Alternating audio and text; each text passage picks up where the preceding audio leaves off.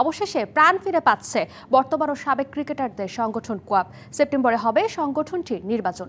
Ad hoc কমিটির সভা শেষে নির্বাচনের দিন তারিখ নিশ্চিত করেছে কর্তারা। ক্রিকেটারদের দাবি তাদের জন্য কাজ করবেন এমন ব্যক্তিকেই বেছে নেবেন কোয়াবের নেতা হিসেবে, যেখানে অনেকের পছন্দের তালিকায় আছেন তামিম ইকবাল। ক্রিকেটারদের স্বার্থ রক্ষায় নতুন করে আলোচনায় কোয়াব। অ্যাডহক কমিটির সভা শেষে চূড়ান্ত হয়েছে নির্বাচনের দিনক্ষণ। সেপ্টেম্বরেই নতুন কমিটির আত্মপ্রকাশ হতে যাচ্ছে।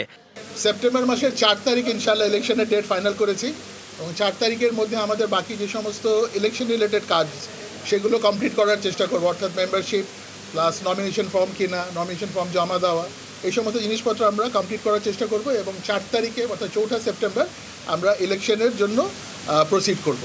ক্রিকেটারদের বেতন কাঠামো থেকে শুরু করে যাবতীয় বিষয় থাকবে কোয়াবের তত্ত্বাবধানে। ঘরোয়া লিগগুলোতে ক্রিকেটারদের পারিশ্রমিক ইস্যু গুরুত্বের সাথে দেখবে সংগঠনটি। যারা নেক্সটে আমাদের গার্জিয়ান হিসেবে আসবে কোয়াবে, ওনাদেরকে ওই গাইডলাইনটা দেওয়া থাকবে যেন আমাদের প্লেয়াররা টাইম টু টাইম সব কিছু যেগুলো প্রাপ্য সেই জিনিসগুলো যেন পায়। All Time Roma. Taste it, love it.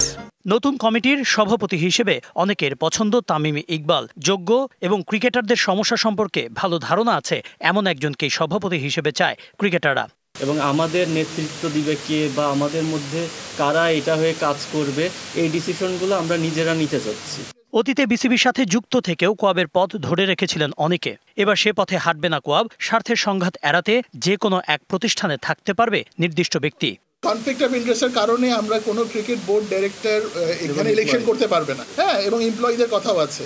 So দুটো এরিয়াতে আমরা কভার করেছি। কনফ্লিক্ট অফ ইন্টারেস্টের বিষয়টা ইনশাআল্লাহ কভারড হবে।